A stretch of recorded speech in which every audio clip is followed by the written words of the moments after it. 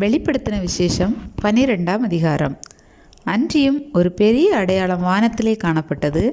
ஒரு ஸ்திரீ சூரியனை அணிந்திருந்தாள். அவள் பாதங்களின் கீழே சந்திரனும் அவள் சிரசின் மேல் 12 நட்சத்திரங்களுள்ள கிரீடமும் இருந்தன.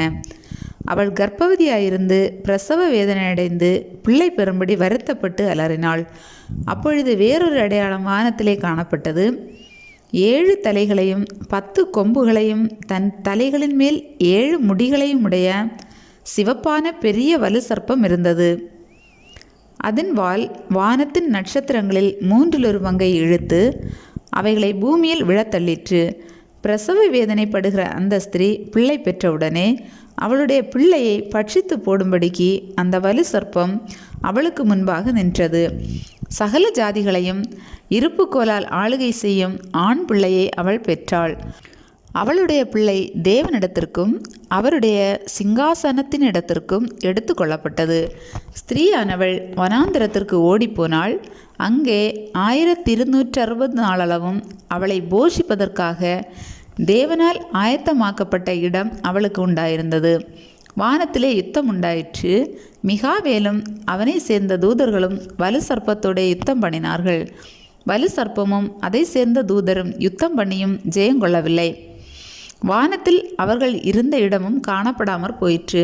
உலகம் அனைத்தையும் மோசம் போக்குகிற பிசாசு என்றும் சாத்தான் என்றும் சொல்லப்பட்ட பழைய பாம்பாகிய பெரிய வலு சர்ப்பம் தள்ளப்பட்டது.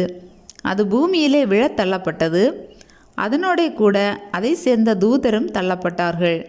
அப்பொழுது வானத்திலே ஒரு பெரிய சத்தம் உண்டாகி, இப்பொழுது ரட்சிப்பும் வல்லமையும் நமது தேவனுடைய ராஜ்யமும் அவருடைய கிறிஸ்துவின் அதிகாரமும் உண்டாயிருக்கிறது. இரவும் பகலும் நம்முடைய தேவனுக்கு முன்பாக நம்முடைய சகோதரர் மேல் குற்றம் சுமத்தும் பொருட்டு அவர்கள் மேல் குற்றஞ்சாட்டுகிறவன் தாழத் தள்ளப்பட்டு போனான்.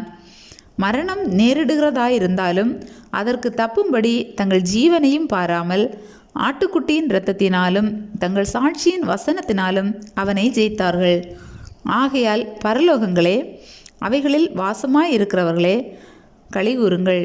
பூமியிலும் சமுத்திரத்திலும் குடியிருக்கிறவர்களே, ஐயோ, பிசாசானவன் தனக்கு கொஞ்ச காலம் மாத்திரம் உண்டென்று அறிந்து மிகுந்த கோபங்கொண்டு உங்களிடத்தில் இறங்கினபடியால் உங்களுக்கு ஆபத்து வரும் என்று சொல்ல கேட்டேன். வலு சர்ப்பமானது தான் பூமியிலே தள்ளப்பட்டதை அறிந்து அந்த ஆண் பிள்ளையை பெற்ற ஸ்திரீயை துன்பப்படுத்தினது. ஸ்திரீயானவள் அந்த பாம்பின் முகத்திற்கு விலகி ஒரு காலமும் காலங்களும் அரை காலமுமாக போஷிக்கப்படத்தக்கதாய் வனாந்திரத்திலுள்ள தன் இடத்திற்கு பறந்து போகும்படி பெருங்கழுகின் 2 சிறகுகள் அவளுக்கு கொடுக்கப்பட்டது. அப்பொழுது அந்த ஸ்திரீயை வெள்ளம் கொண்டு போகும்படிக்கு பாம்பானது தன் வாயிலிருந்து ஒரு நதி போன்ற வெள்ளத்தை அவளுக்கு பின்னாக ஊற்றிவிட்டது. பூமியானது ஸ்திரீக்கு உதவியாக தன் வாயை திறந்து வலு சர்ப்பம் தன் வாயிலிருந்து ஊற்றின வெள்ளத்தை விழுங்கினது.